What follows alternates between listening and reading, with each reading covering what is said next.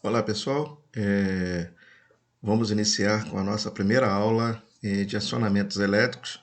Então a gente vai procurar ser bem compacto nessas aulas, abrangendo os itens mais importantes, e eu vou procurar detalhar desde os equipamentos até a gente chegar à parte de diagramas, a parte de proteção. Então eu vou tentar ser compacto e ao mesmo tempo abrangendo as partes importantes do nosso assunto. Então, na nossa primeira aula, a gente vai começar com dispositivos de proteção de circuitos elétricos, fusíveis, disjuntores, com bastante detalhe, para que o entendimento seja feito da melhor forma possível. E qualquer dúvida, a gente tem aí o nosso canal de comunicação através do WhatsApp, através de e-mails.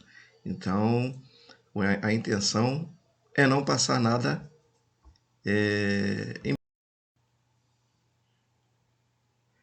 Bem, muitas vezes ouvimos dizer que um curto-circuito provocou um incêndio no prédio, indústria ou residência.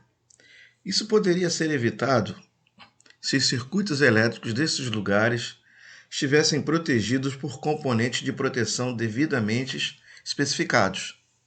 Nesse capítulo a gente vai estudar os componentes de proteção utilizados em comandos elétricos, que são, nós vamos começar, melhor dizendo, pelos fusíveis industriais. Esses componentes, embora hoje estejam,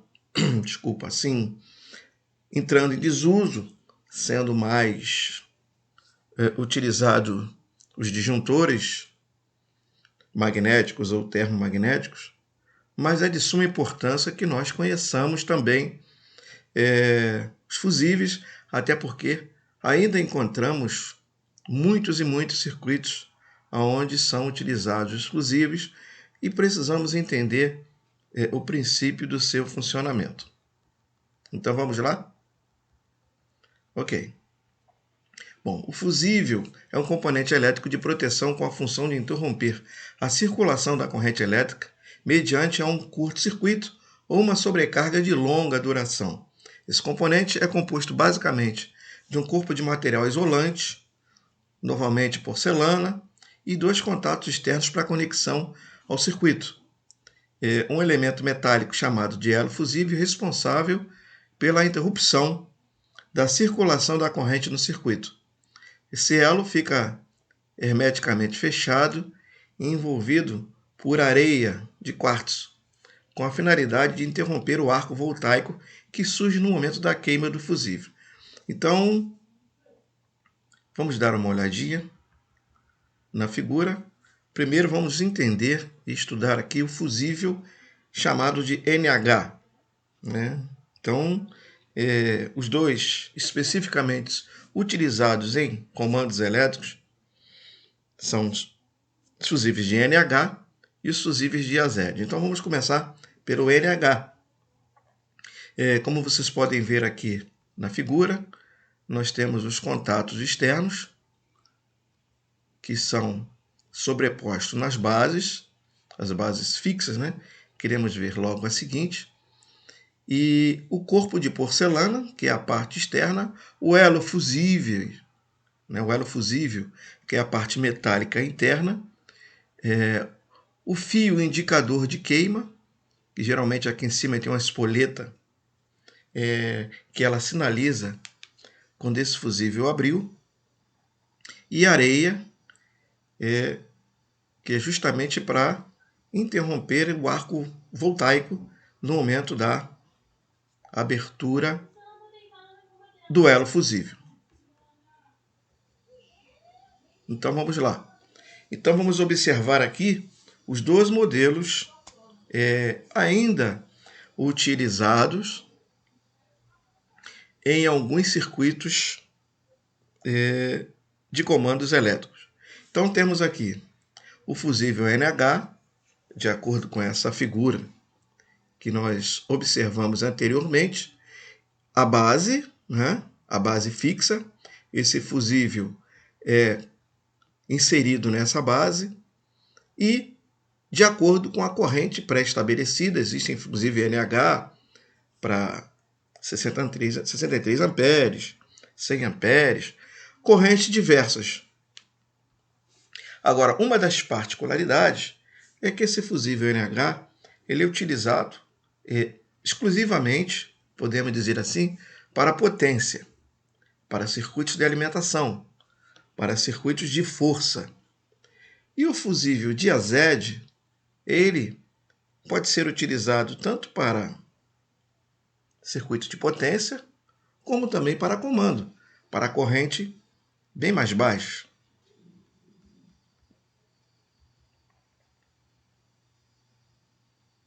Bom, então vamos às especificações técnicas. Para a especificação desses componentes num determinado circuito, são necessários os seguintes dados. Primeiro, temos que saber qual é a corrente nominal desse circuito. Qual é a corrente de trabalho. Depois, a tensão nominal do circuito. E depois, qual é a capacidade de interrupção. O que é corrente nominal? Então vamos lá, gente. Vamos estudar bem. Vamos estudar bem detalhadamente para que não fique nenhuma dúvida. Não é? Então vamos lá. A corrente nominal é aquela que, ao circular pelo fusível, não causa a interrupção do elo fusível. Esse valor de corrente pode circular por tempo indeterminado, que não ocorrerá a interrupção da circulação de corrente elétrica no circuito.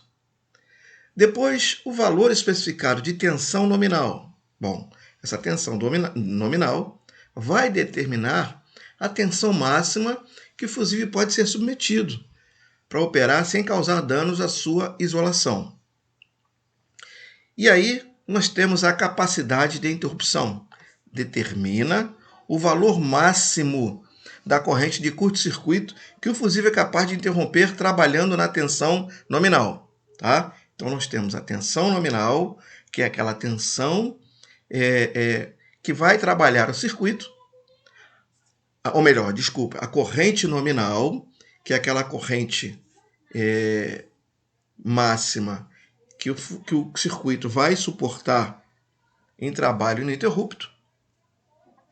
Temos a tensão nominal, que é a tensão de serviço, e temos a capacidade de interrupção, que é aquela corrente que a gente vai determinar que é a máxima, que é aquela de curto-circuito. Ok? Então, vamos dar prosseguimento para vermos aqui os tipos de fusíveis industriais. Bom, os fusíveis industriais são fabricados em dois tipos, conforme o tempo de atuação.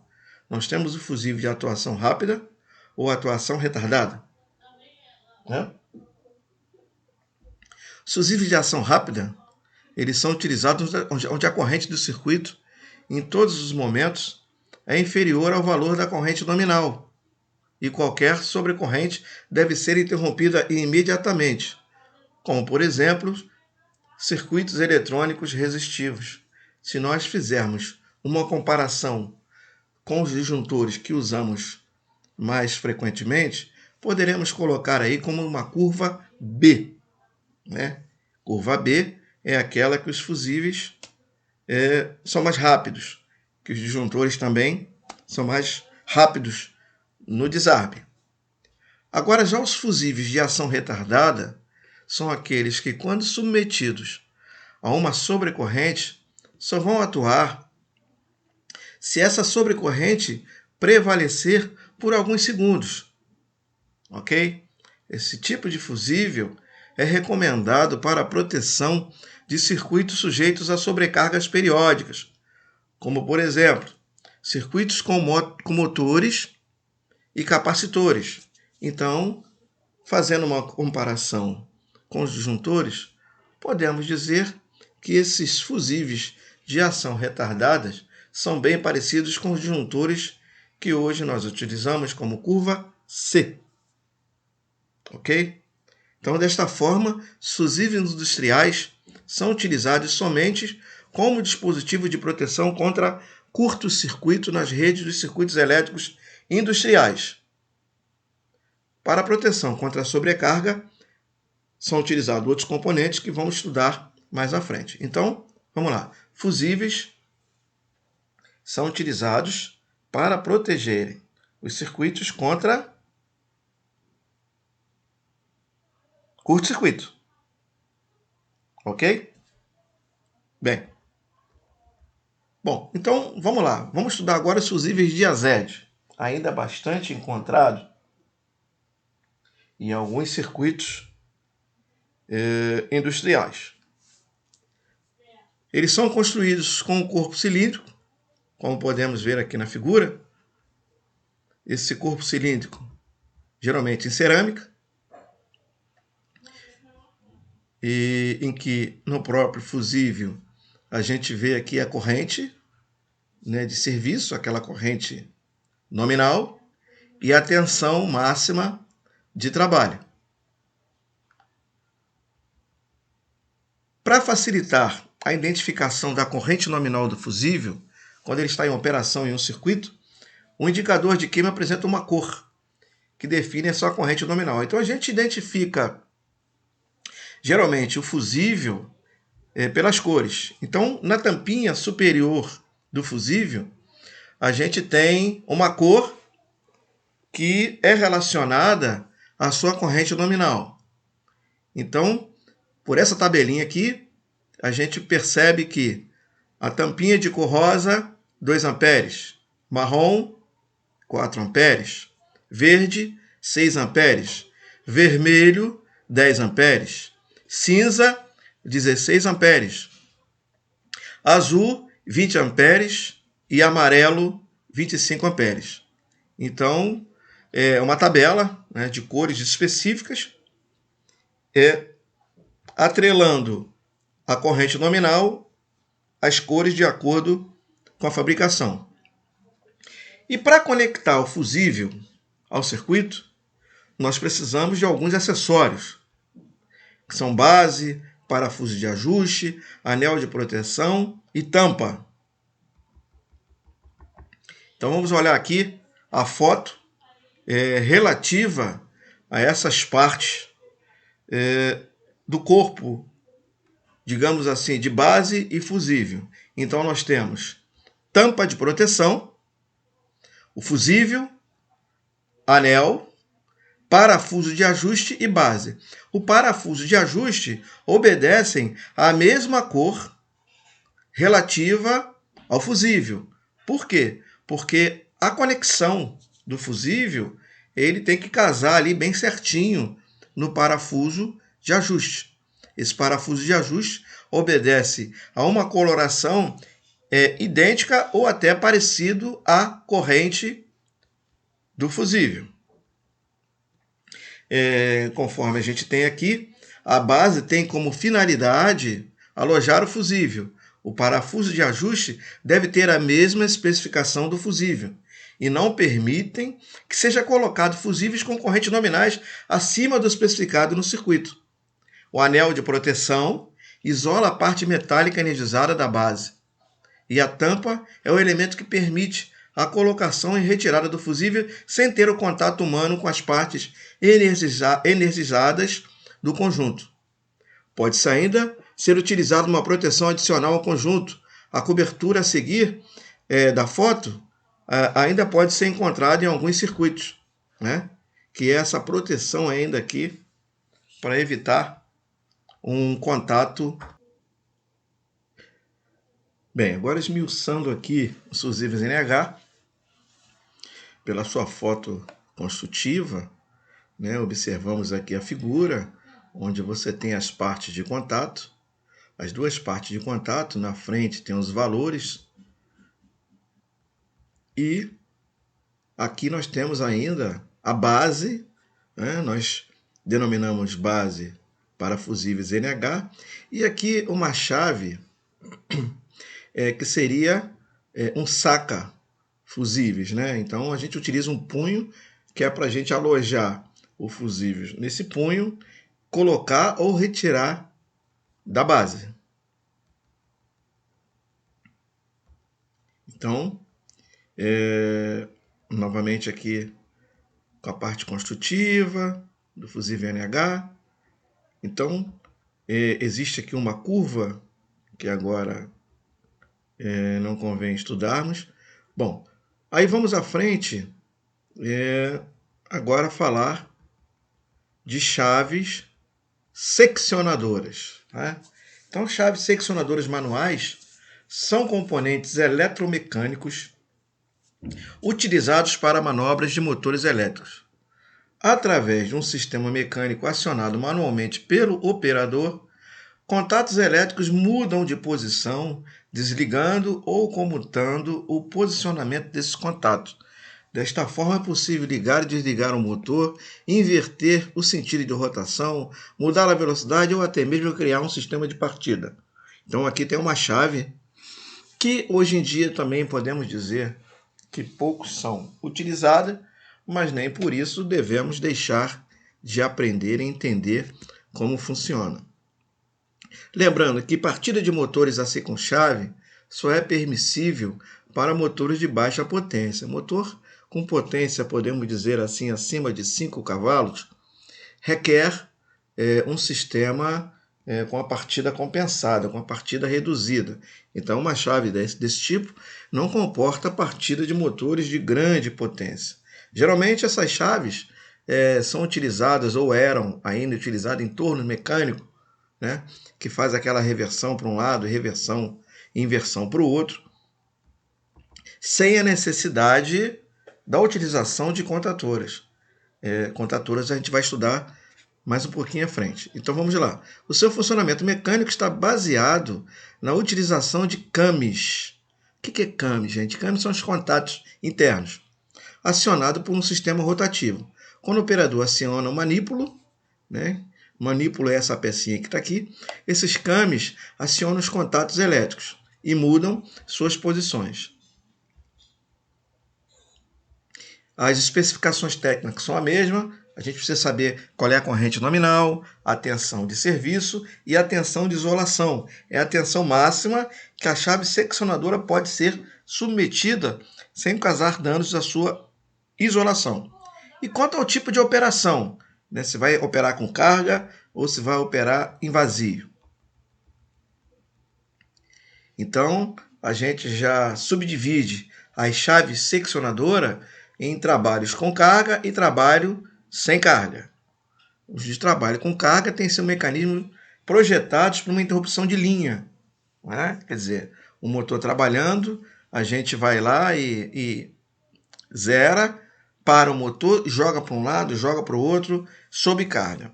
E uma chave seccionadora sem carga, ela é para operar com o motor parado, ou seja, sistema desligado, aciona a chave, o motor gira num sentido, sistema desligado, aciona a chave e o motor gira no sentido inverso. As chaves monofásicas, elas podem ser usadas em motor monofásico, pode ser usado em motor trifásico, enfim. Aqui tem um pequeno diagrama de como nós podemos fazer uma reversão de um motor monofásico utilizando esse tipo de chave. Lembrando que toda essa parte de experimento que nós vemos aqui no diagrama, nós teremos que complementar em laboratório, ok? Então vamos lá.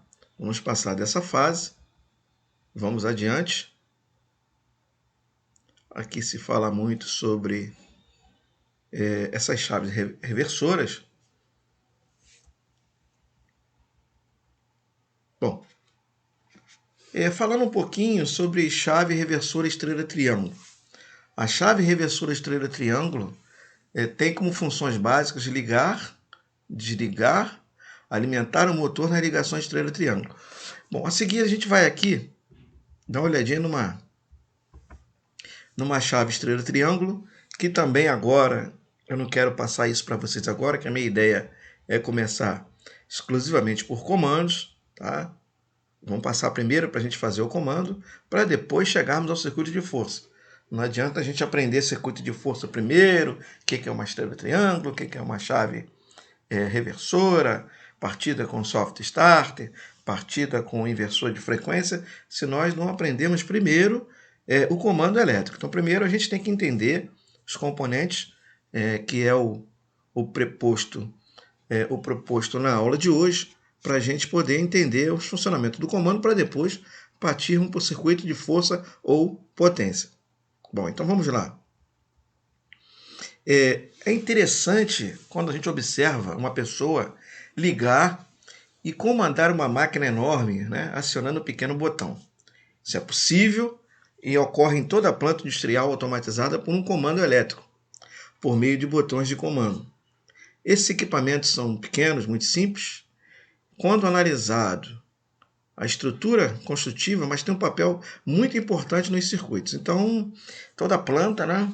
Toda planta industrial tem máquinas e máquinas que são acionadas por pequenos botões. Então, a gente vai começar agora aqui. Vamos começar.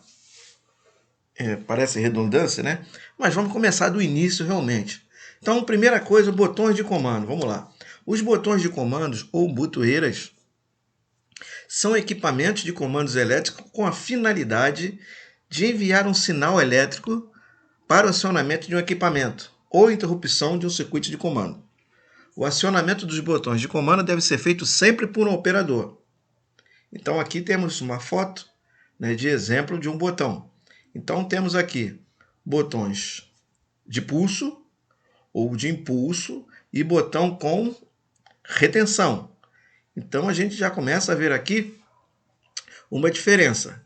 Esse aqui, no caso, você aperta, né, ele fica ali tensionado pelo próprio dedo. Quando você retira o dedo, ele volta à função original, à posição original. Já esse aqui, basta você, né, acionar a chave por um lado, ele se mantém e fica com retenção. Então, a forma de acionamento de botão, vamos lá, nós temos dois tipos de botões de comando. O botão de impulso ou pulso ou botão de retenção. O botão de impulso muda a posição dos seus contatos no momento de acionamento. Porém, ao ser desacionado, seus contatos voltam à posição de origem. Enquanto que os botões de retenção, eles mantêm o contato na nova posição. E para voltar à posição de origem, é necessário um novo acionamento no sentido contrário. Ok? Perfeitamente. Então agora vamos ver a diferença da simbologia. Porque na hora de interpretarmos um diagrama, tem uma pequena diferença. Então vamos lá. Aqui, observa que um botão de pulso ou impulso, ele se mantém retilíneo, né, com tracejado, e aqui a simbologia da parte de acionamento. Já o botão com retenção, ele aparece aqui uma peça parecida com Z, ok? Então, há uma pequena diferença entre símbolo de botão de pulso ou com retenção.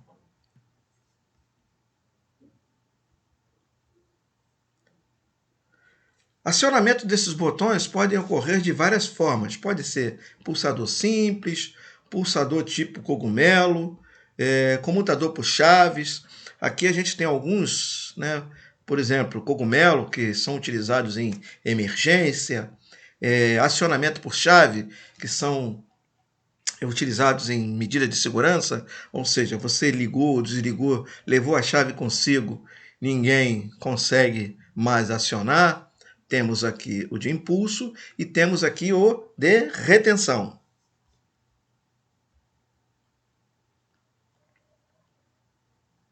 Aqui a foto não está bem clara, né? Mais à frente a gente vai ver.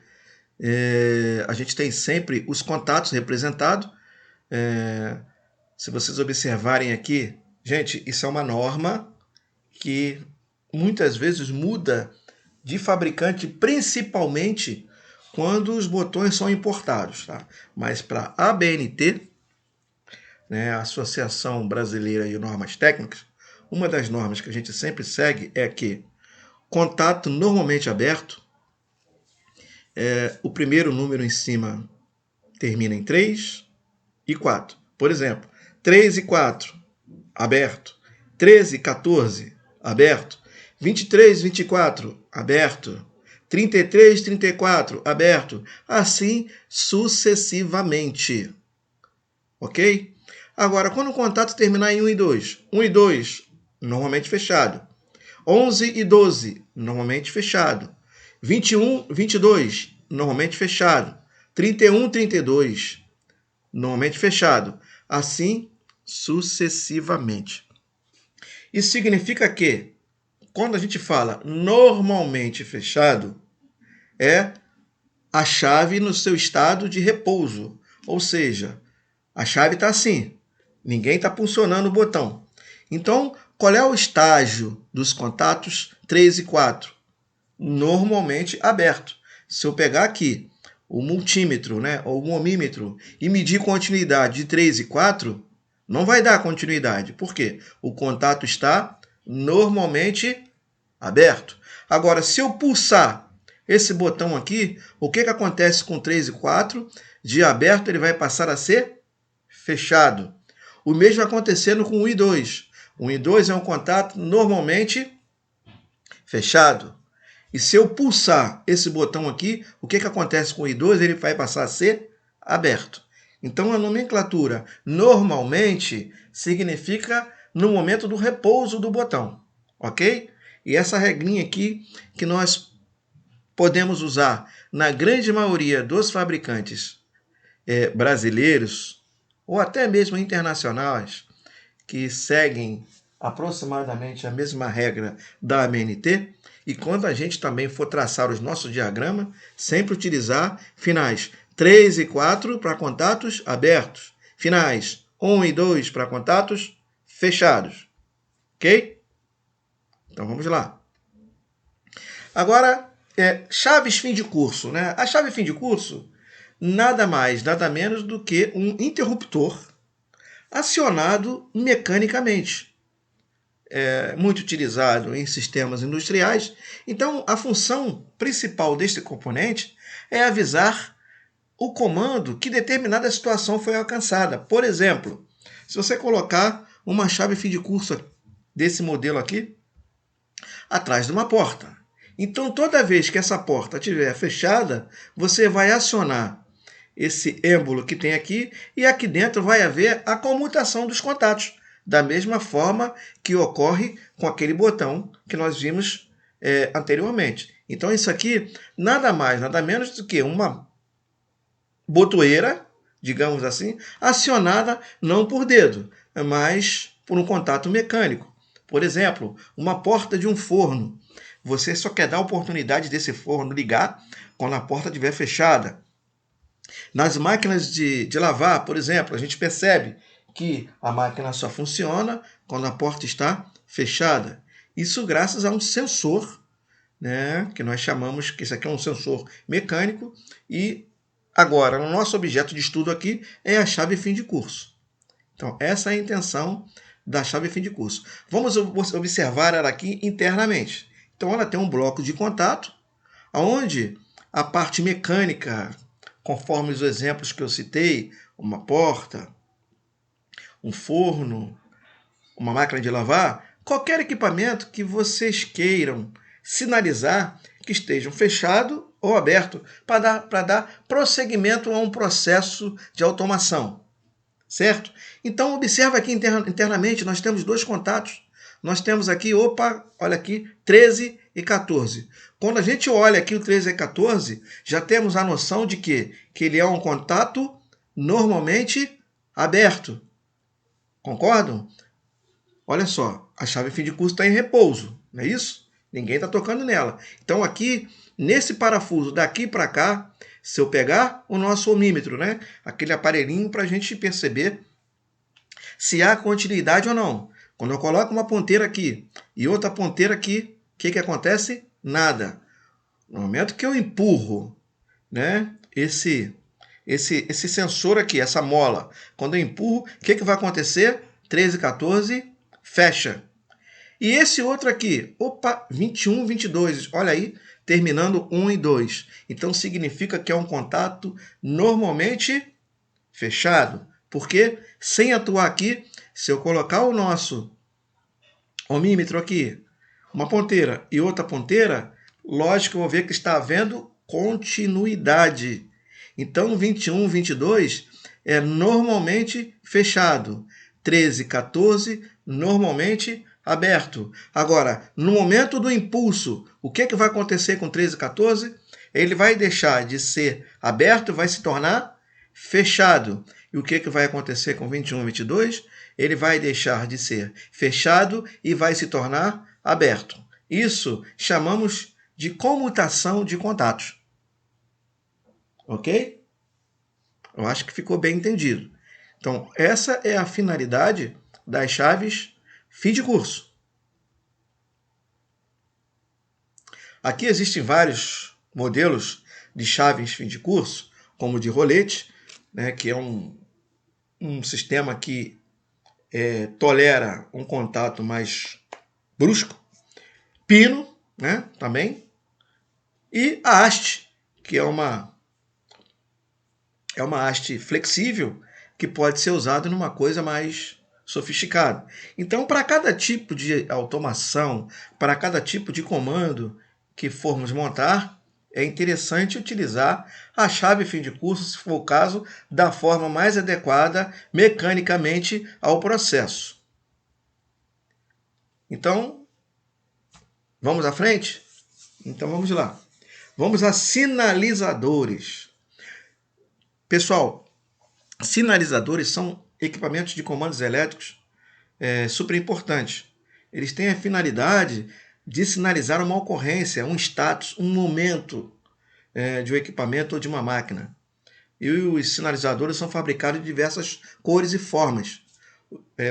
O sinalizador pode ser comum, como sonoros e luminosos. Como também existe aí alguns sinalizadores de LED, não muito comuns, mas os mais usados são os sonoros e luminosos. Os sinalizadores sonoros podem ser buzina ou campainha. A principal função desse equipamento no sistema industrial pode ser alertar o operador que uma máquina iniciou um movimento ou mesmo uma ação de risco de perigo. E os luminosos são os mais usados nos painéis de comando, pois com esse elemento é possível você monitorar todo o sistema para saber o passo a passo, o que está acontecendo, para saber se houve alguma avaria no meio do processo e até a longa distância você pode observar alguma coisa que está fora dos parâmetros normais de uma máquina. Então aqui a gente tem um exemplo aqui de um sinalizador luminoso, que é uma lâmpada de sinalização, quanto às tensões para várias máquinas. Essas lâmpadas podem ser de 24 volts, que agora é o mais indicado pela própria norma, pela NR10. É recomendado que toda a parte de comando seja feita em 24 volts, mas assim ainda existe muita sinalização em 127, em 220. Há de observarmos sempre qual é a tensão das lâmpadas de sinalização. Então nós temos uma tabela aqui pela ABNT ainda. Mais uma vez eu venho aqui reiterar a divergência que existe entre a ABNT, a NR10. A ABNT diz que o verde está ok, está tudo certinho para operar, e o vermelho está em condição normal. Já existe outra norma que diz que o vermelho está desligado, que o verde é que está trabalhando. Então vamos aqui colocar o que tem de atual, o que está se usando hoje. Então, verde está pronto para operar, está pronto para você chegar lá, colocar o dedo para ligar, ok? Vermelho, condição normal. Amarelo, atenção ou cuidado. Branco, o sistema está em operação. Azul, outras determinações. Então, esse tipo de sinalização, existe aqui esse padrão que a gente está estudando, mas, pessoal, cada máquina é uma máquina. Por que eu estou dizendo isso? Existem máquinas alemãs, existem máquinas inglesas, existem máquinas japonesas. E muitas das vezes a cor obedece a uma regra do fabricante. Então é importante observarmos o quê? O diagrama. É por isso que é importante a gente aprender a ler o diagrama, porque lendo o diagrama vai ficar mais fácil da gente detectar que cor é respectiva para cada tipo de situação.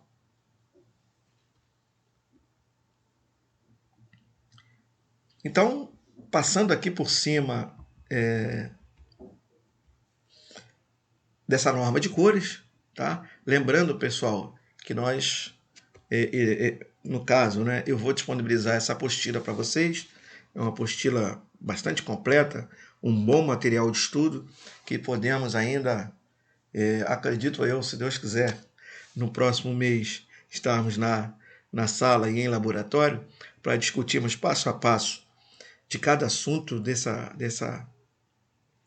matéria, que é uma matéria que eu vou ser sincero com vocês, é uma matéria bem complexa, bem abrangente, uma matéria rica, né, rica de aprendizado, de informações, é uma matéria bem interessante, bem complexa. Bem, agora vamos para um relé de proteção, que é o relé de falta de fase.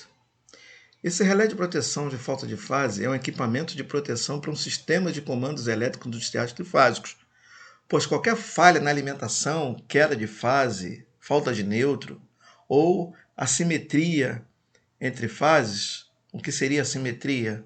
É diferença de fase, desbalanceamento, né? Imagine um relé desse aqui numa linha de 220. Então, uma fase tem 220, a outra tem 218 e uma tem 200 volts. Isso é uma assimetria. Então, imediatamente esse relé atua e ele faz com que abra um contato que vá bloquear o comando de um motor ou qualquer sistema elétrico.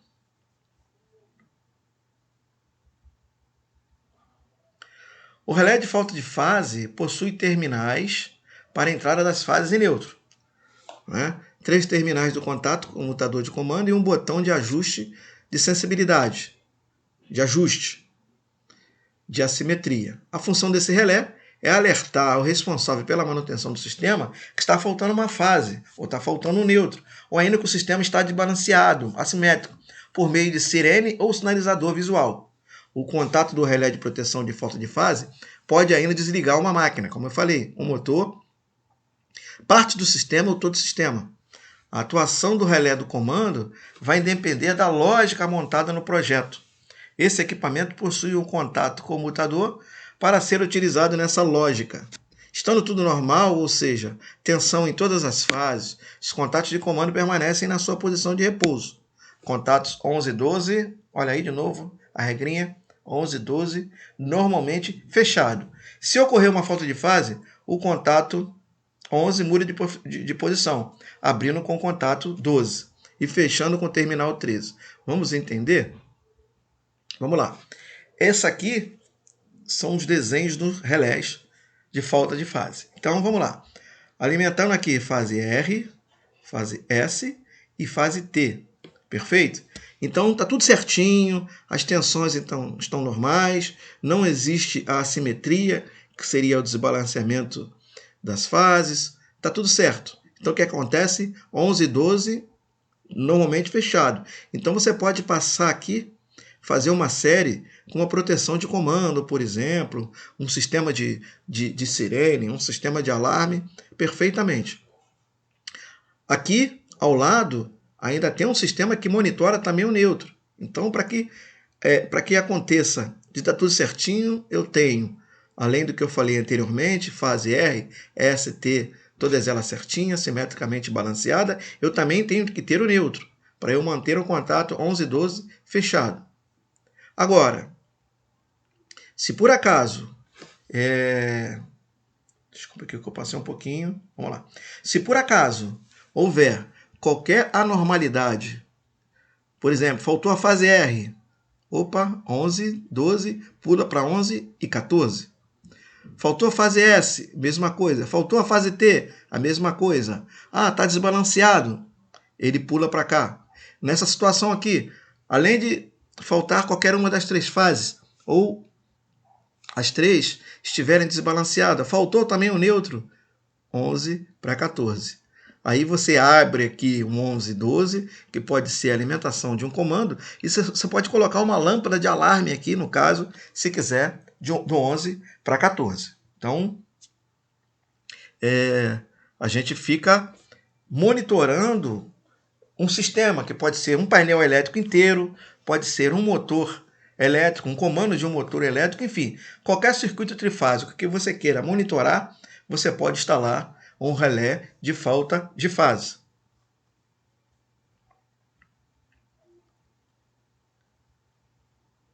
Bem, então chegamos aqui a uma das peças mais importantes ainda utilizado em um comando elétrico. Quando falamos sobre os botões de comando, ficou evidente que aquele pequeno botão era o responsável direto pela alimentação e manobras de uma máquina independente do seu tipo e do seu porte. Ou seja, através de um botão de comando, o operador dá os sinais para que a máquina execute alguma ação. Porém, quando falamos que a função principal de um botão era enviar sinais elétricos ao comando elétrico da máquina, a gente não deixou bem claro quem é esse comando elétrico, né? Na verdade, esse comando é composto por uma associação de elementos, entre eles, o mais antigo e assim o mais complexo é o contator. Gente, importante, contator.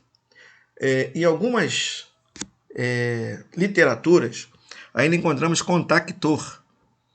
Até porque era uma palavra aportuguesada, extraída do inglês, mas o nome correto é contator mesmo, contator. Pode até chamar contatora, se você se relacionar a uma chave, chave contatora, ou um contator. O contator é o elemento responsável pela lógica do comando e o acionamento dos motores, enviando a tensão necessária aos terminais do motor elétrico. O trabalho que um operador tem que executar para ligar um motor por meio de uma chave seccionadora pode ser substituído por um contator e um botão de comando. Dessa forma, é possível acionar um motor elétrico ou qualquer outro equipamento a longas distâncias, acionando apenas um botão que liga um contator localizado em um painel elétrico. Como você já deve ter percebido, esse capítulo é interessante, né? Que vai informar extremamente assuntos para o nosso desenvolvimento técnico em comandos elétricos. Então, eu costumo dizer que é daqui que a gente vai dar um start no negócio. Então, é de suma importância, como eu já havia comentado antes com vocês, sobre o beabá. A gente precisa saber o beabá da coisa, precisa ter a base de um comando simples, mas bem estruturado, para que possamos daí aumentar a gama de dificuldade. Então vamos lá. O contator é um dispositivo eletromecânico, olha bem a palavra, eletromecânico. Por que eletromecânico? Muito bem, se você tiver a oportunidade de abrir um contator, você vai observar que internamente tem molas, tem acessórios de encaixe, tem um conjunto de peças totalmente mecânica acionado por uma bobina eletromagnética, ok? Esse equipamento é projetado para uma elevada frequência de operação. O que significa elevada frequência de operação? Várias entradas e saídas, Então ele foi projetado para isso, tá? Para fazer aquele movimento de entra, sai, abre, fecha. Então, vamos dar uma olhadinha aqui na nossa foto. Tá bem em relevo, né? Dá para entender bem. Então aqui temos um contator para comando e aqui temos um contator para potência, ok? Então aqui tem dois contatores, que por sinal da marca Siemens. O contator tem duas funções básicas em comandos elétricos: lógica de contatos e acionamento de comando. Então, a primeira que eu mostrei lá seria para lógica de contato, para comando, e a segunda para acionar o motor. Para o acionamento de motores, os contatos são abertos ou fechados simultaneamente, energizando ou desenergizando o motor. Muito bem. Como é que isso funciona? Vamos lá. O contator possui uma bobina responsável pela movimentação do núcleo. Ao ser alimentada, a bobina cria um campo magnético que atrai o núcleo de ferro. Olha aí o eletromagnetismo, né? Que a gente estudou nas aulas anteriores. Ou melhor, vocês estudaram, acredito que sim. Está acoplado a um núcleo os contatos móveis responsáveis pelo fechamento do circuito. Ao ser movimentado, o contato móvel se encontra com os contatos fixos, permitindo uma circulação de corrente elétrica. Ao ser desenergizado, cessa o campo magnético e a bobina deixa de atrair o núcleo. Desta forma, as molas colocadas sob o núcleo fazem com que eles retornem à posição de repouso, abrindo assim o contato. Então, vamos aqui, tem uma figura aqui muito bacana que dá para a gente entender perfeitamente como funciona a parte interna do contator. Tá, então vamos lá. Aqui são os fios da bobina, A e o B. Quando a gente energiza essa bobina, o que ela faz aqui? Ela cria um campo magnético, esse campo magnético atrai esse núcleo, que podemos dizer que é a parte móvel. Esse núcleo é trazido aqui para baixo, empurrando essas molas.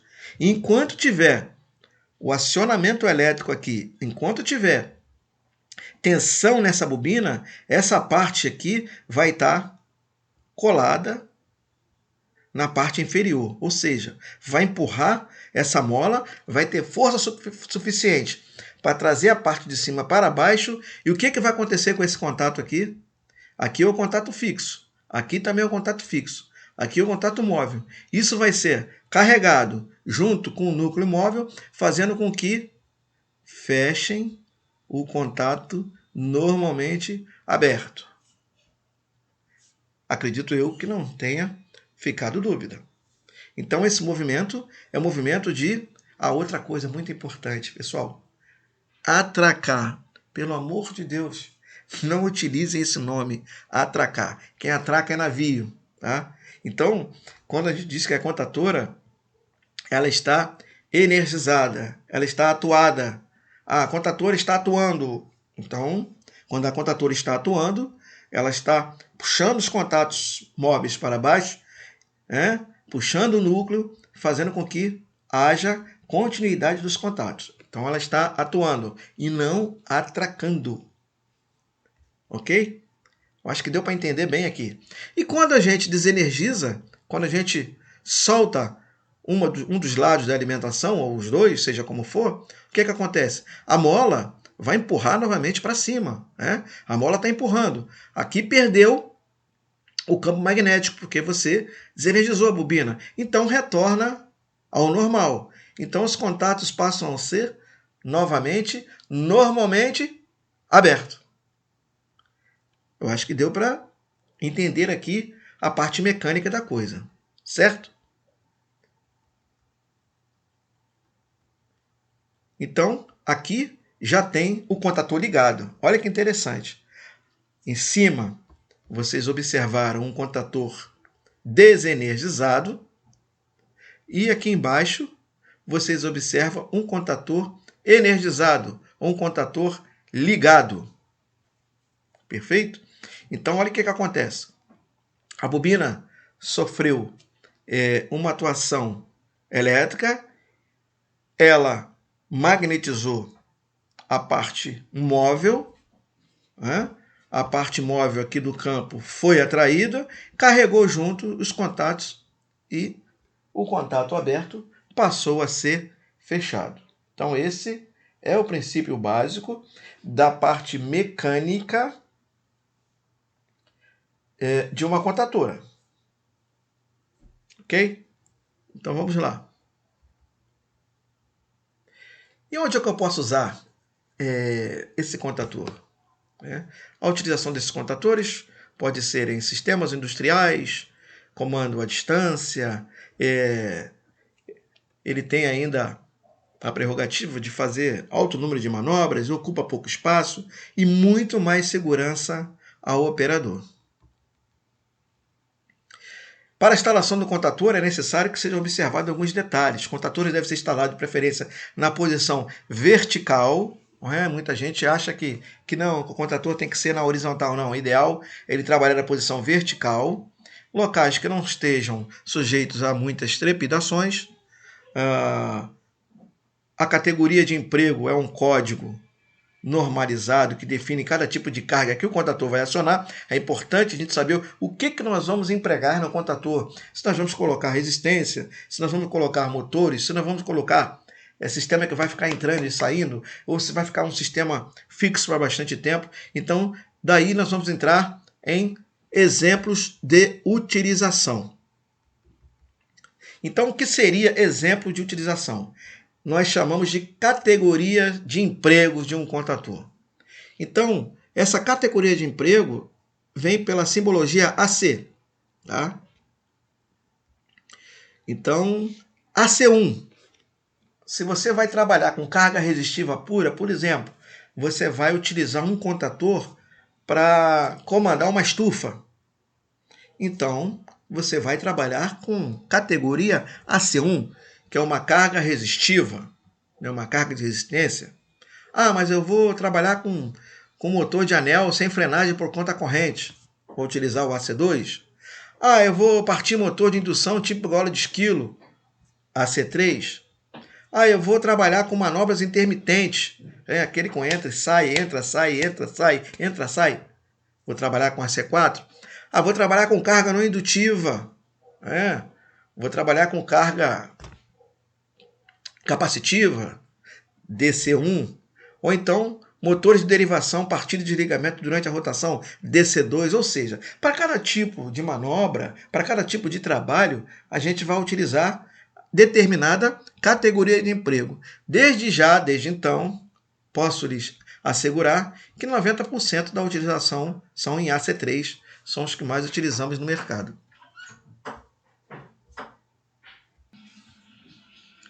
Bem, então na próxima aula a gente vai entrar em tipos de contatores, para contator de potência, contator de comando, para a gente dar seguimento nessa matéria que é longa, mas a gente precisa de detalhamento porque ela é bem complexa e bem...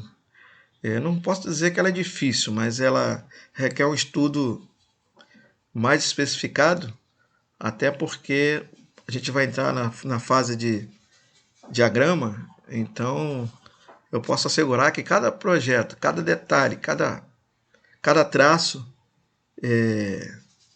diferencia de forma bem gradual a intensidade de cada equipamento.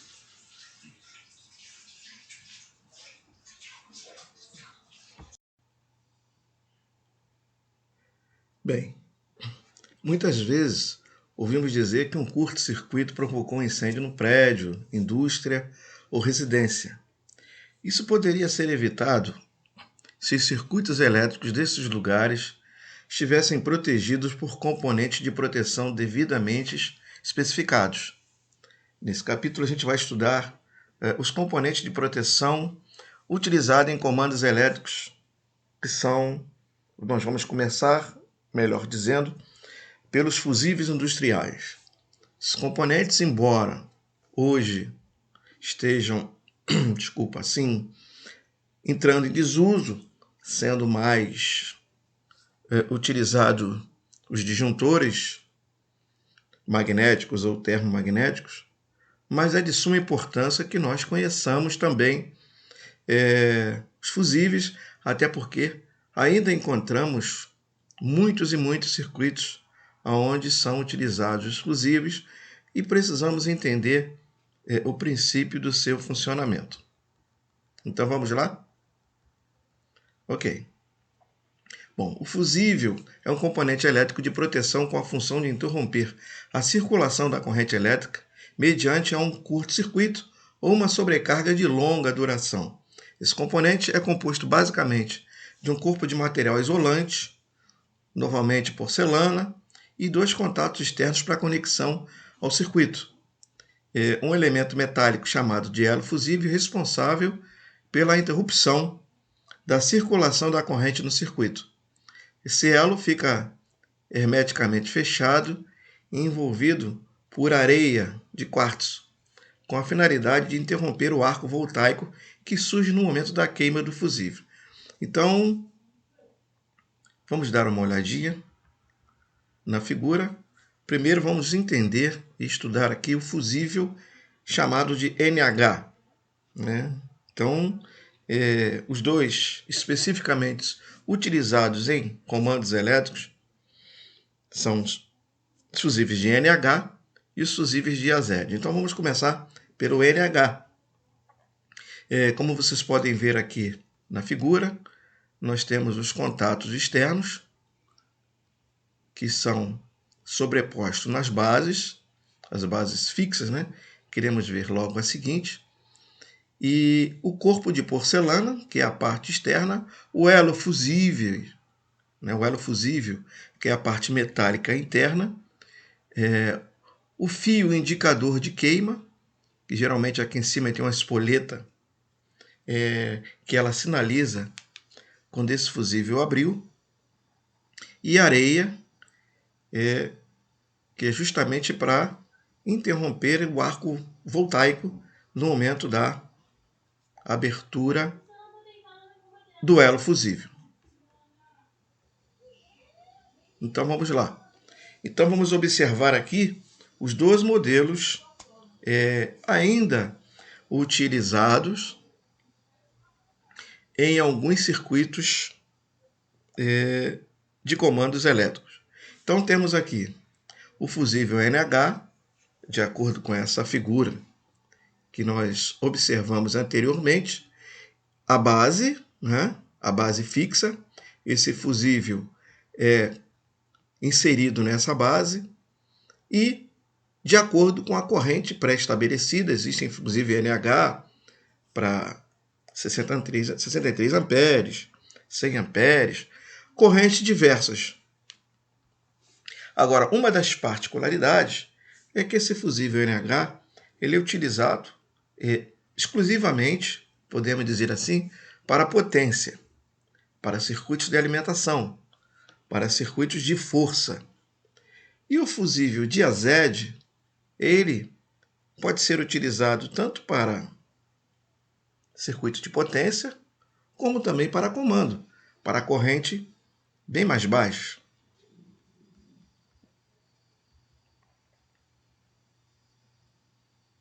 Bom, então vamos às especificações técnicas.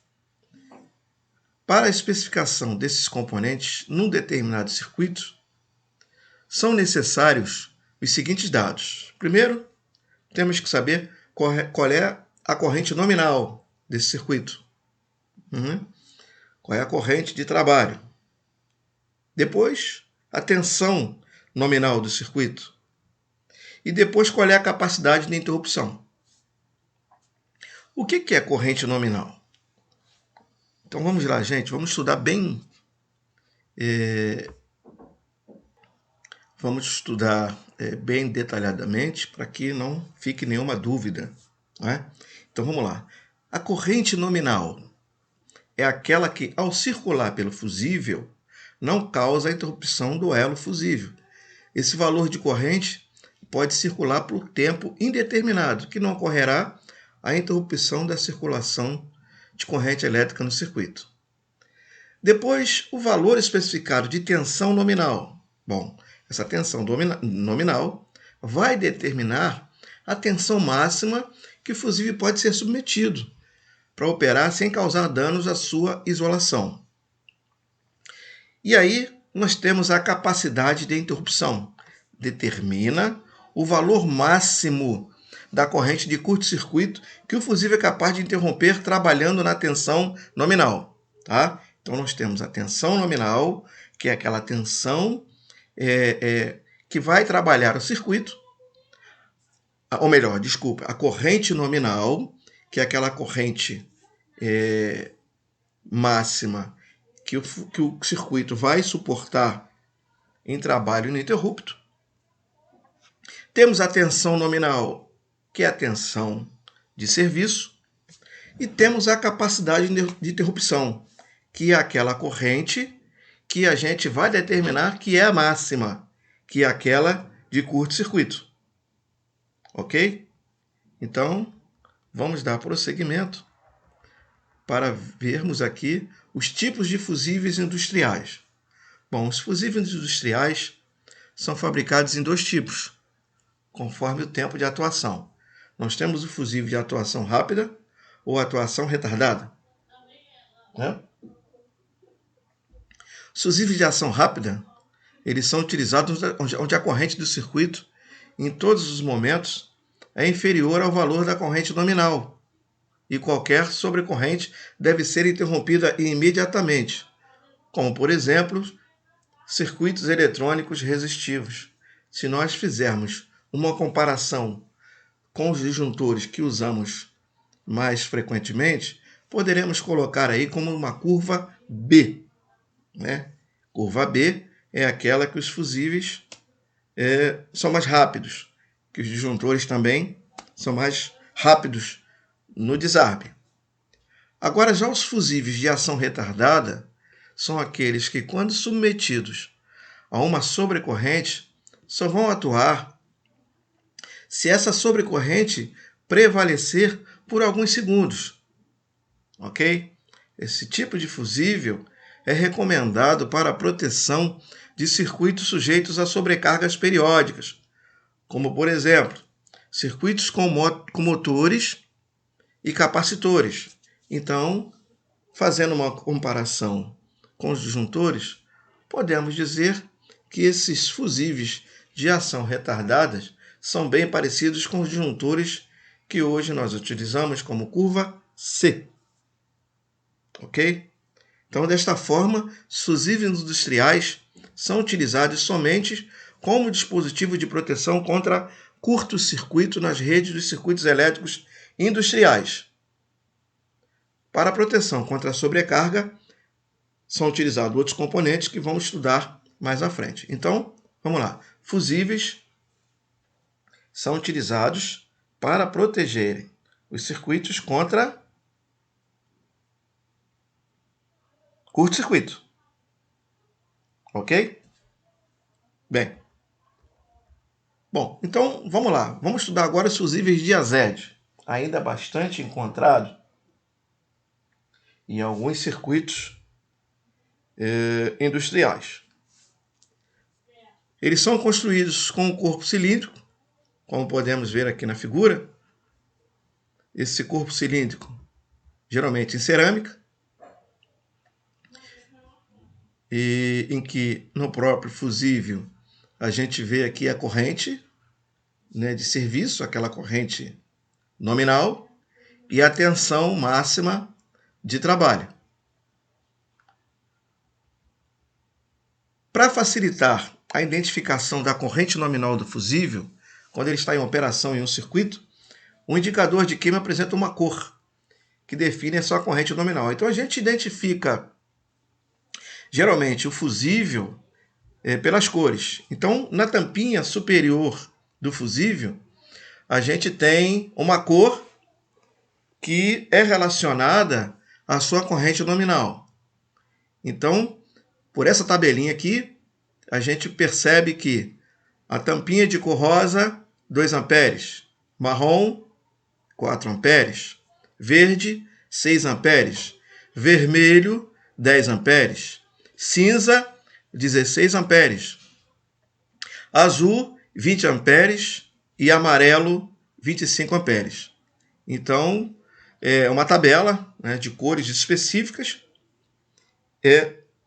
atrelando a corrente nominal às cores de acordo com a fabricação. E para conectar o fusível ao circuito, nós precisamos de alguns acessórios, que são base, parafuso de ajuste, anel de proteção e tampa. Então vamos olhar aqui a foto relativa a essas partes do corpo, digamos assim, de base e fusível. Então nós temos tampa de proteção, o fusível, anel, parafuso de ajuste e base. O parafuso de ajuste obedecem à mesma cor relativa ao fusível. Por quê? Porque a conexão do fusível, ele tem que casar ali bem certinho no parafuso de ajuste. Esse parafuso de ajuste obedece a uma coloração idêntica ou até parecido à corrente do fusível. Conforme a gente tem aqui, a base tem como finalidade alojar o fusível. O parafuso de ajuste deve ter a mesma especificação do fusível e não permitem que seja colocado fusíveis com correntes nominais acima do especificado no circuito. O anel de proteção isola a parte metálica energizada da base e a tampa é o elemento que permite a colocação e retirada do fusível sem ter o contato humano com as partes energizadas do conjunto. Pode-se ainda ser utilizado uma proteção adicional ao conjunto. A cobertura a seguir da foto ainda pode ser encontrada em alguns circuitos, né? Que é essa proteção ainda aqui para evitar um contato. Bem, agora esmiuçando aqui os fusíveis NH, pela sua foto construtiva, né, observamos aqui a figura, onde você tem as partes de contato, as duas partes de contato, na frente tem os valores, e aqui nós temos ainda a base, né, nós denominamos base para fusíveis NH, e aqui uma chave que seria um saca fusíveis, né? Então a gente utiliza um punho que é para a gente alojar o fusível nesse punho, colocar ou retirar da base. Então, novamente aqui com a parte construtiva do fusível NH. Então, existe aqui uma curva que agora não convém estudarmos. Bom, aí vamos à frente, agora falar de chaves seccionadoras, né? Então, chaves seccionadoras manuais são componentes eletromecânicos utilizados para manobras de motores elétricos. Através de um sistema mecânico acionado manualmente pelo operador, contatos elétricos mudam de posição, desligando ou comutando o posicionamento desses contatos. Desta forma, é possível ligar e desligar o motor, inverter o sentido de rotação, mudar a velocidade ou até mesmo criar um sistema de partida.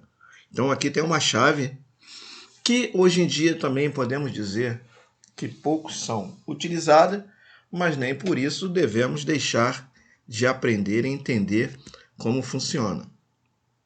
Lembrando que partida de motores a ser com chave só é permissível para motores de baixa potência. Motor com potência, podemos dizer assim, acima de 5 cavalos, requer um sistema com a partida compensada, com a partida reduzida. Então, uma chave desse tipo não comporta partida de motores de grande potência. Geralmente, essas chaves são utilizadas ou eram ainda utilizadas em torno mecânico, né, que faz aquela reversão para um lado e inversão para o outro, sem a necessidade da utilização de contatoras. Contatoras a gente vai estudar mais um pouquinho à frente. Então vamos lá. O seu funcionamento mecânico está baseado na utilização de cames. O que é cames, gente? Cames são os contatos internos, acionado por um sistema rotativo. Quando o operador aciona o manípulo, né? Manípulo é essa pecinha que está aqui. Esses cames acionam os contatos elétricos e mudam suas posições. As especificações técnicas são a mesma. A gente precisa saber qual é a corrente nominal, a tensão de serviço e a tensão de isolação. É a tensão máxima que a chave seccionadora pode ser submetida sem causar danos à sua isolação. E quanto ao tipo de operação, né? Se vai operar com carga, ou se vai operar em vazio. Então, a gente já subdivide as chaves seccionadoras em trabalhos com carga e trabalho sem carga. Os de trabalho com carga têm seu mecanismo projetados para uma interrupção de linha. Né? Quer dizer, o motor trabalhando, a gente vai lá e zera, para o motor, joga para um lado, joga para o outro, sob carga. E uma chave seccionadora sem carga, ela é para operar com o motor parado, ou seja, sistema desligado, aciona a chave, o motor gira num sentido, sistema desligado, aciona a chave e o motor gira no sentido inverso. As chaves monofásicas, elas podem ser usadas em motor monofásico, pode ser usado em motor trifásico, enfim. Aqui tem um pequeno diagrama de como nós podemos fazer uma reversão de um motor monofásico utilizando esse tipo de chave. Lembrando que toda essa parte de experimento que nós vemos aqui no diagrama, nós teremos que complementar em laboratório, ok? Então vamos lá. Vamos passar dessa fase. Vamos adiante. Aqui se fala muito sobre essas chaves reversoras. Bom, falando um pouquinho sobre chave reversora estrela-triângulo. A chave reversora estrela-triângulo tem como funções básicas ligar, desligar, alimentar o motor nas ligações estrela-triângulo. Bom, a seguir a gente vai aqui dar uma olhadinha numa chave estrela-triângulo, que também agora, eu não quero passar isso para vocês agora, que a minha ideia é começar exclusivamente por comandos, tá? Vamos passar primeiro para a gente fazer o comando, para depois chegarmos ao circuito de força. Não adianta a gente aprender circuito de força primeiro, o que é uma estrela-triângulo, o que é uma chave reversora, partida com soft starter, partida com inversor de frequência, se nós não aprendemos primeiro o comando elétrico. Então, primeiro a gente tem que entender os componentes, que é o proposto na aula de hoje, para a gente poder entender o funcionamento do comando, para depois partirmos para o circuito de força ou potência. Bom, então vamos lá. É interessante quando a gente observa uma pessoa ligar e comandar uma máquina enorme, né, acionando um pequeno botão. Isso é possível e ocorre em toda a planta industrial automatizada por um comando elétrico, por meio de botões de comando. Esses equipamentos são pequenos, muito simples. Quando analisado a estrutura construtiva, mas tem um papel muito importante nos circuitos. Então, toda planta, né? Toda planta industrial tem máquinas e máquinas que são acionadas por pequenos botões. Então, a gente vai começar agora aqui. Vamos começar. Parece redundância, né? Mas vamos começar do início realmente. Então, primeira coisa, botões de comando. Vamos lá. Os botões de comandos ou botoeiras são equipamentos de comandos elétricos com a finalidade de enviar um sinal elétrico para o acionamento de um equipamento ou interrupção de um circuito de comando. O acionamento dos botões de comando deve ser feito sempre por um operador. Então aqui temos uma foto, né, de exemplo de um botão. Então temos aqui botões de pulso ou de impulso e botão com retenção. Então a gente já começa a ver aqui uma diferença. Esse aqui, no caso, você aperta, né, ele fica ali tensionado pelo próprio dedo. Quando você retira o dedo, ele volta à função original, à posição original.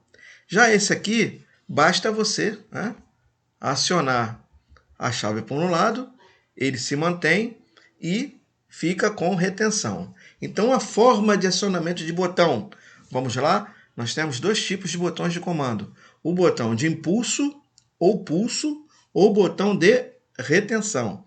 O botão de impulso muda a posição dos seus contatos no momento de acionamento. Porém, ao ser desacionado, seus contatos voltam à posição de origem. Enquanto que os botões de retenção, eles mantêm o contato na nova posição. E para voltar à posição de origem, é necessário um novo acionamento no sentido contrário. Ok? Perfeitamente. Então agora vamos ver a diferença da simbologia. Porque na hora de interpretarmos um diagrama, tem uma pequena diferença. Então vamos lá. Aqui, observa que um botão de pulso ou impulso, ele se mantém retilíneo, né, com tracejado, e aqui a simbologia da parte de acionamento. Já o botão com retenção, ele aparece aqui uma peça parecida com Z, ok? Então, há uma pequena diferença entre símbolo de botão de pulso ou com retenção.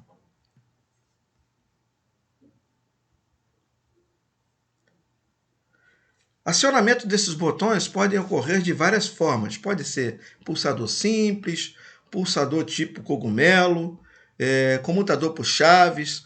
Aqui a gente tem alguns, né? Por exemplo, cogumelo, que são utilizados em emergência, acionamento por chave, que são utilizados em medida de segurança, ou seja, você ligou, desligou, levou a chave consigo, ninguém consegue mais acionar. Temos aqui o de impulso e temos aqui o de retenção.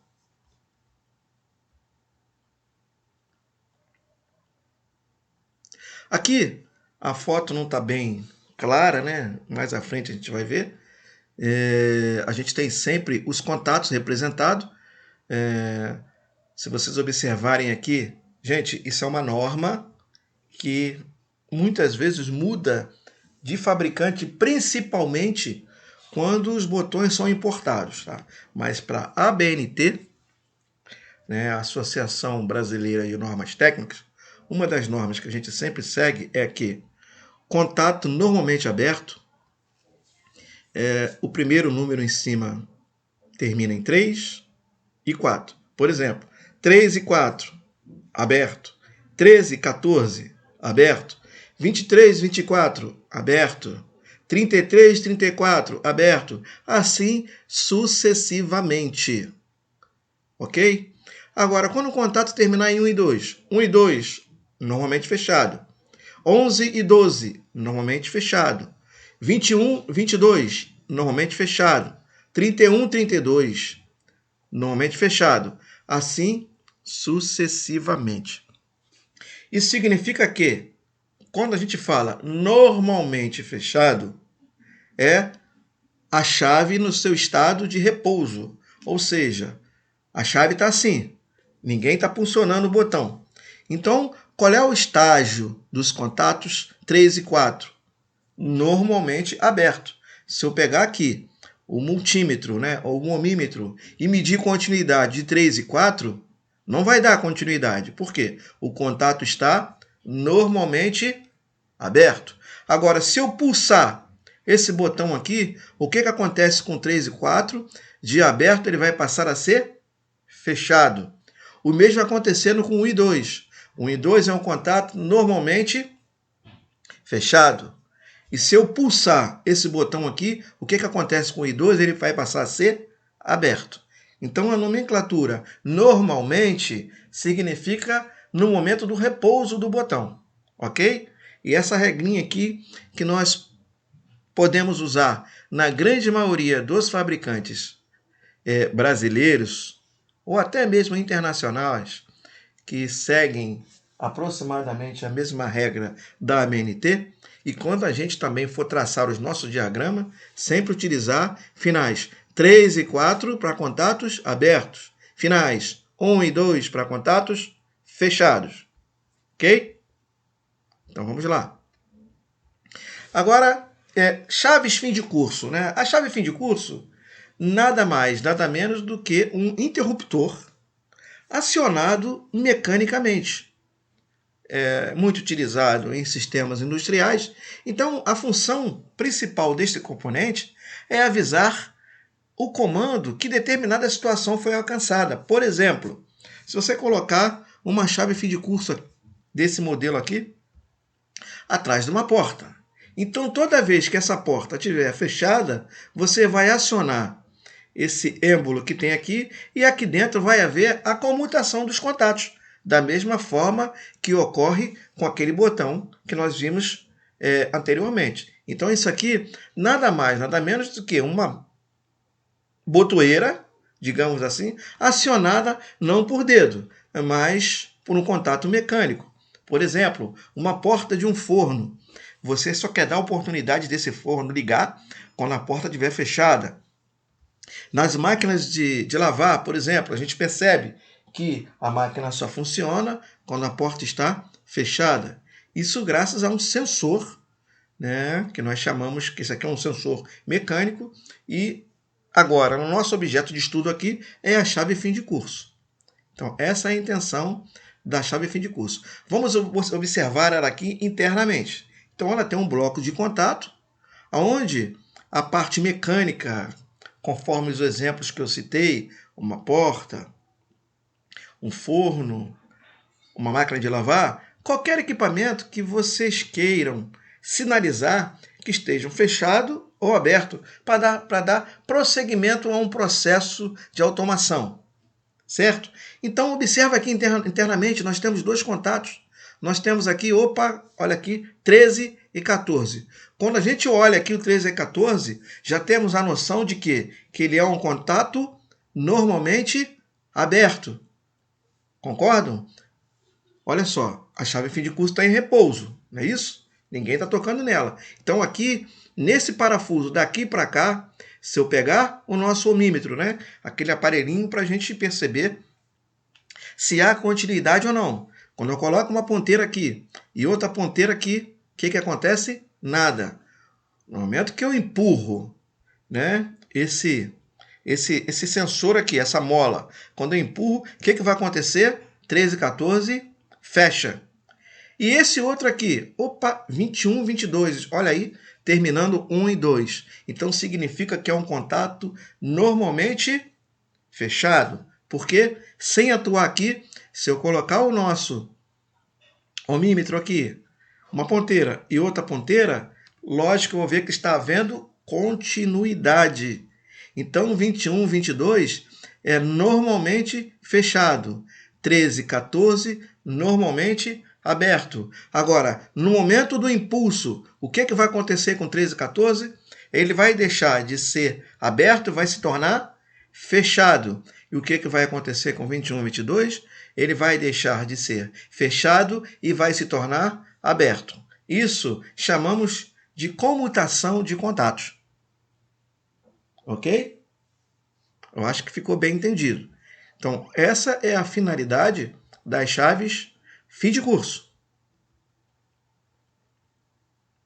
Aqui existem vários modelos de chaves fim de curso, como o de rolete, né, que é um sistema que tolera um contato mais brusco. Pino, né, também. E a haste, que é uma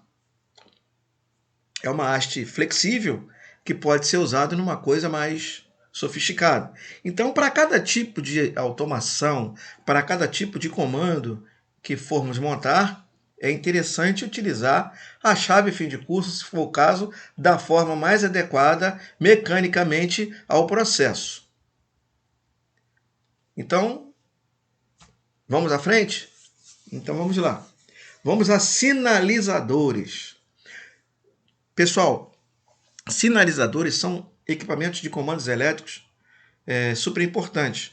Eles têm a finalidade de sinalizar uma ocorrência, um status, um momento de um equipamento ou de uma máquina. E os sinalizadores são fabricados de diversas cores e formas.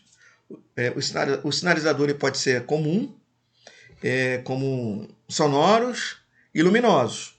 Como também existe aí alguns sinalizadores de LED, não muito comuns, mas os mais usados são os sonoros e luminosos. Os sinalizadores sonoros podem ser buzina ou campainha. A principal função desse equipamento no sistema industrial pode ser alertar o operador que uma máquina iniciou um movimento ou mesmo uma ação de risco de perigo. E os luminosos são os mais usados nos painéis de comando, pois com esse elemento é possível você monitorar todo o sistema, para saber o passo a passo, o que está acontecendo, para saber se houve alguma avaria no meio do processo, e até a longa distância você pode observar alguma coisa que está fora dos parâmetros normais de uma máquina. Então aqui a gente tem um exemplo aqui de um sinalizador luminoso, que é uma lâmpada de sinalização, quanto às tensões para várias máquinas. Essas lâmpadas podem ser de 24 volts, que agora é o mais indicado pela própria norma, pela NR10. É recomendado que toda a parte de comando seja feita em 24 volts, mas assim ainda existe muita sinalização em 127, em 220. Há de observarmos sempre qual é a tensão das lâmpadas de sinalização. Então nós temos uma tabela aqui pela ABNT ainda. Mais uma vez eu venho aqui reiterar a divergência que existe entre a ABNT, a NR10. A ABNT diz que o verde está ok, está tudo certinho para operar, e o vermelho está em condição normal. Já existe outra norma que diz que o vermelho está desligado, que o verde é que está trabalhando. Então vamos aqui colocar o que tem de atual, o que está se usando hoje. Então, verde está pronto para operar, está pronto para você chegar lá, colocar o dedo para ligar, ok? Vermelho, condição normal. Amarelo, atenção ou cuidado. Branco, o sistema está em operação. Azul, outras determinações. Então, esse tipo de sinalização, existe aqui esse padrão que a gente está estudando, mas, pessoal, cada máquina é uma máquina. Por que eu estou dizendo isso? Existem máquinas alemãs, existem máquinas inglesas, existem máquinas japonesas, e muitas das vezes a cor obedece a uma regra do fabricante. Então é importante observarmos o quê? O diagrama. É por isso que é importante a gente aprender a ler o diagrama, porque lendo o diagrama vai ficar mais fácil da gente detectar que cor é respectiva para cada tipo de situação.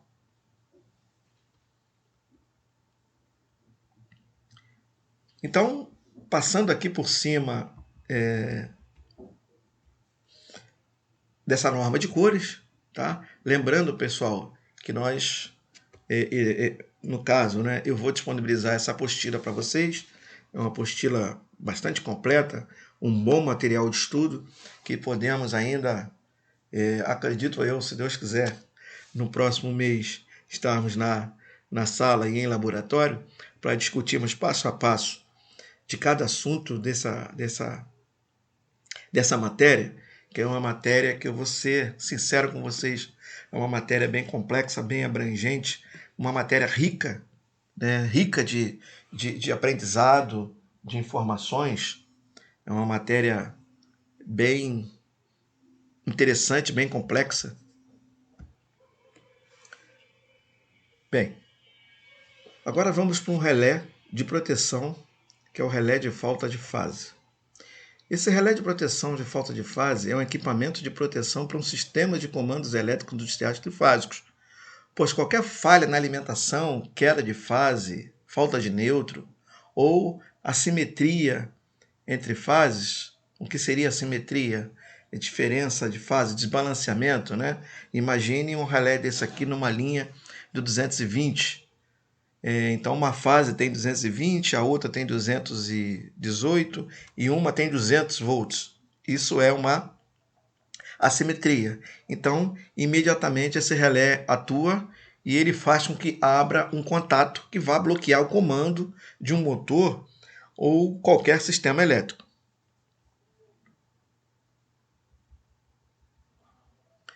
O relé de falta de fase possui terminais para a entrada das fases em neutro. 3 terminais do contato com o mutador de comando e um botão de ajuste de sensibilidade, de ajuste, de assimetria. A função desse relé é alertar o responsável pela manutenção do sistema que está faltando uma fase, ou está faltando um neutro, ou ainda que o sistema está desbalanceado, assimétrico, por meio de sirene ou sinalizador visual. O contato do relé de proteção de falta de fase pode ainda desligar uma máquina, como eu falei, um motor, parte do sistema ou todo o sistema. A atuação do relé do comando vai depender da lógica montada no projeto. Esse equipamento possui um contato comutador para ser utilizado nessa lógica. Estando tudo normal, ou seja, tensão em todas as fases, os contatos de comando permanecem na sua posição de repouso. Contatos 11 e 12, olha aí de novo a regrinha, 11 e 12, normalmente fechado.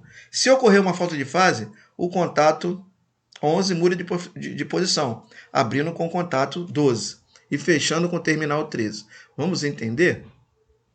Vamos lá. Essa aqui são os desenhos dos relés de falta de fase. Então, vamos lá. Alimentando aqui fase R, fase S e fase T. Perfeito? Então, está tudo certinho, as tensões então, estão normais, não existe a assimetria, que seria o desbalanceamento das fases, está tudo certo. Então, o que acontece? 11 e 12, normalmente fechado. Então, você pode passar aqui, fazer uma série com uma proteção de comando, por exemplo, um sistema de sirene, um sistema de alarme, perfeitamente.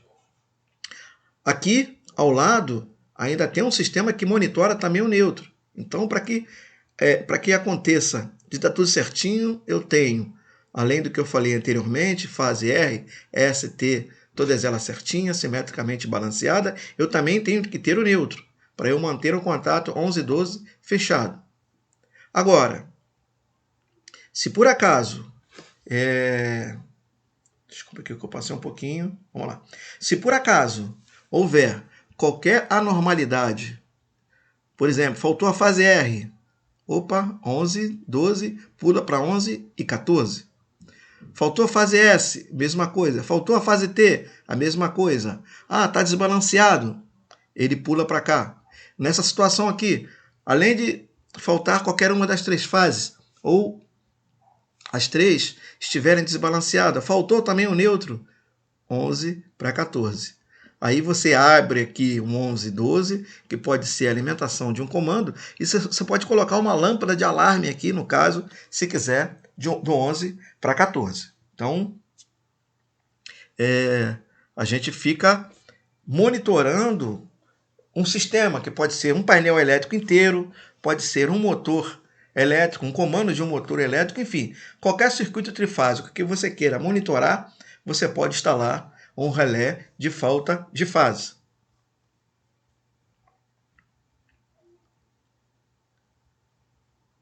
Bem, então chegamos aqui a uma das peças mais importantes ainda utilizado em um comando elétrico.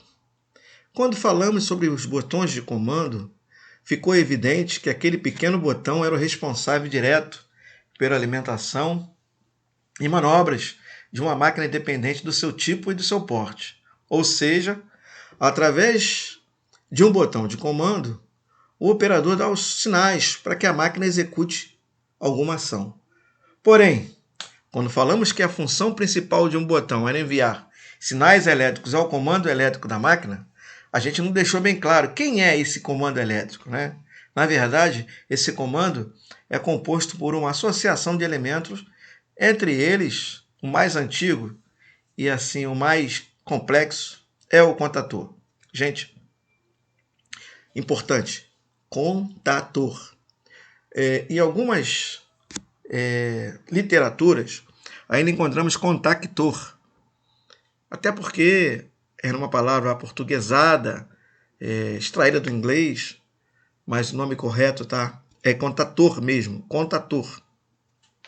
Pode até chamar contatora, se você se relacionar a uma chave, chave contatora, ou um contator. O contator é o elemento responsável pela lógica do comando e o acionamento dos motores, enviando a tensão necessária aos terminais do motor elétrico.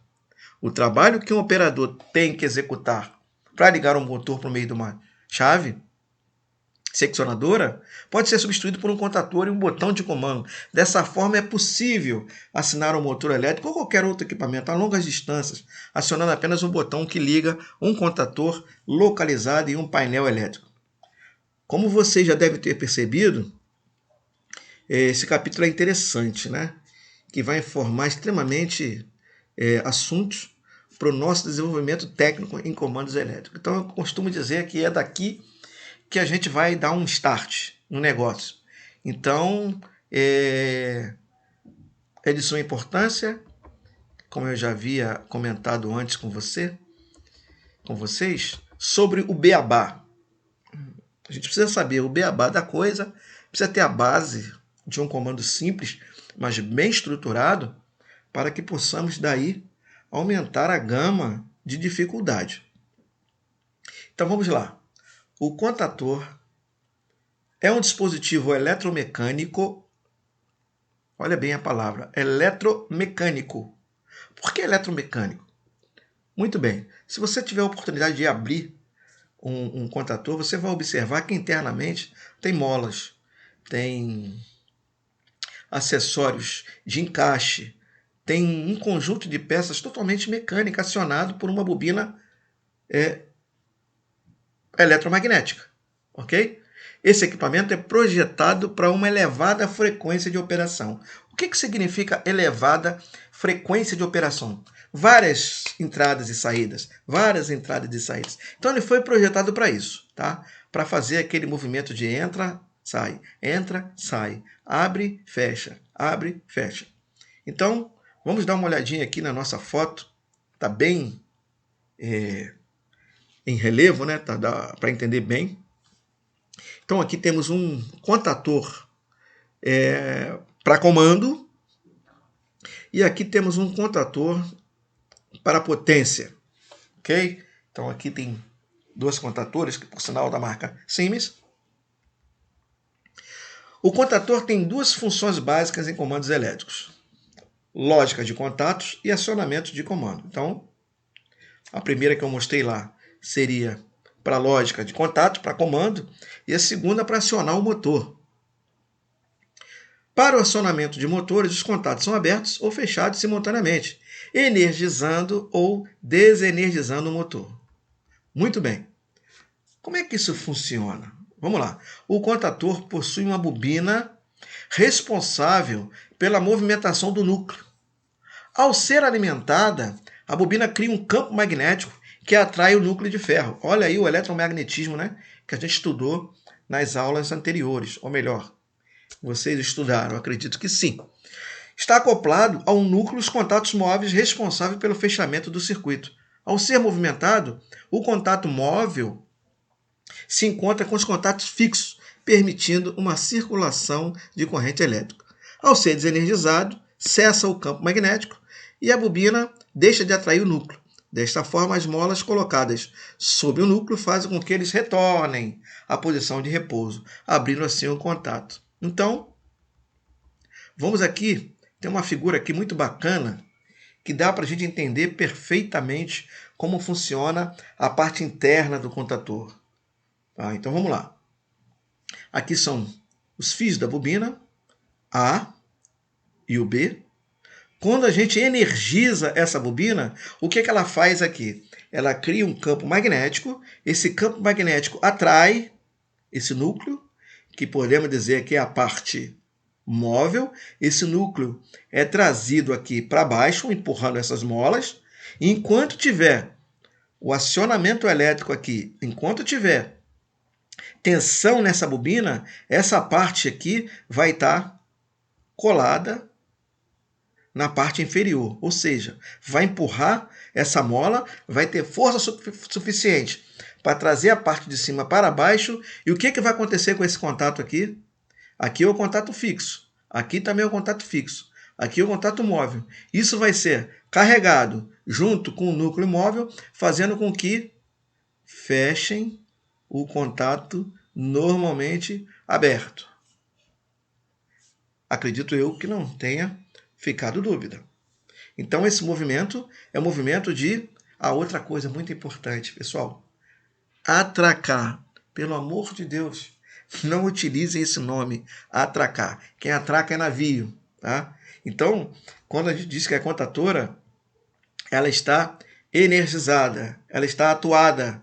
A contatora está atuando. Então, quando a contatora está atuando, ela está puxando os contatos móveis para baixo, né? Puxando o núcleo, fazendo com que haja continuidade dos contatos. Então, ela está atuando e não atracando. Ok? Eu acho que deu para entender bem aqui. E quando a gente desenergiza, quando a gente solta um dos lados da alimentação, ou os dois, seja como for, o que acontece? A mola vai empurrar novamente para cima. Né? A mola está empurrando. Aqui perdeu o campo magnético, porque você desenergizou a bobina. Então retorna ao normal. Então os contatos passam a ser novamente, normalmente, abertos. Eu acho que deu para entender aqui a parte mecânica da coisa, certo? Então, aqui já tem o contator ligado. Olha que interessante. Em cima, vocês observaram um contator desenergizado e aqui embaixo vocês observam um contator energizado, ou um contator ligado. Perfeito? Então, olha o que acontece. A bobina sofreu uma atuação elétrica, ela magnetizou a parte móvel, né?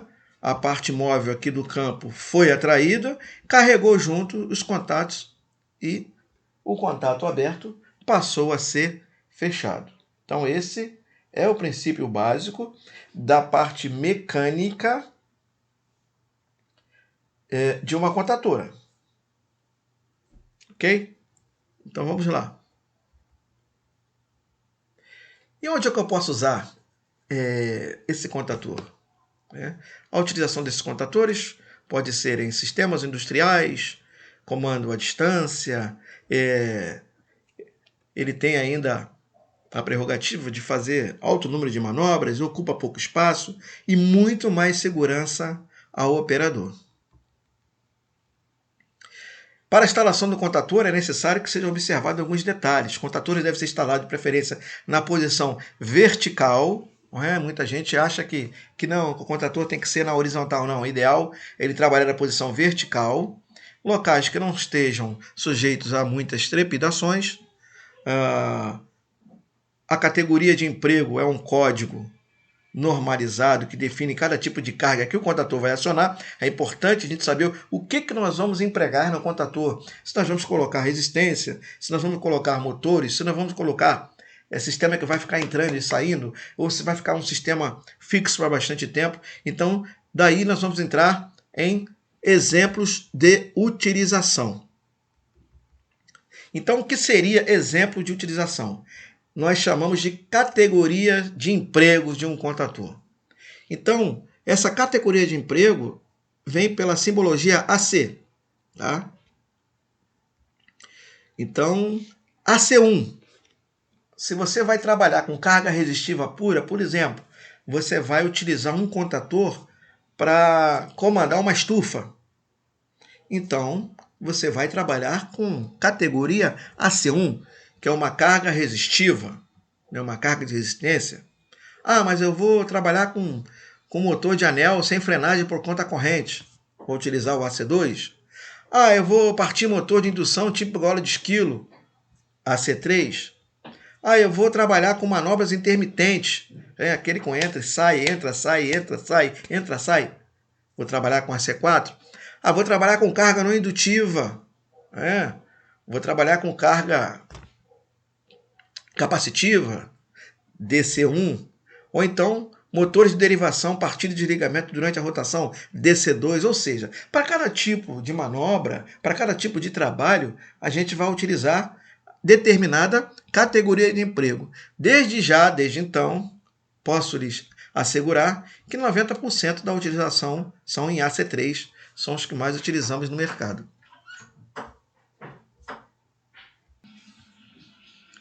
Bem, então na próxima aula a gente vai entrar em tipos de contatores.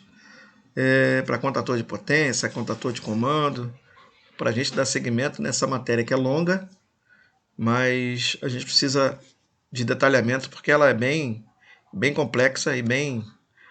Não posso dizer que ela é difícil, mas ela requer um estudo mais especificado, até porque a gente vai entrar na fase de diagrama, então eu posso assegurar que cada projeto, cada detalhe, cada traço diferencia de forma bem gradual a intensidade de cada equipamento.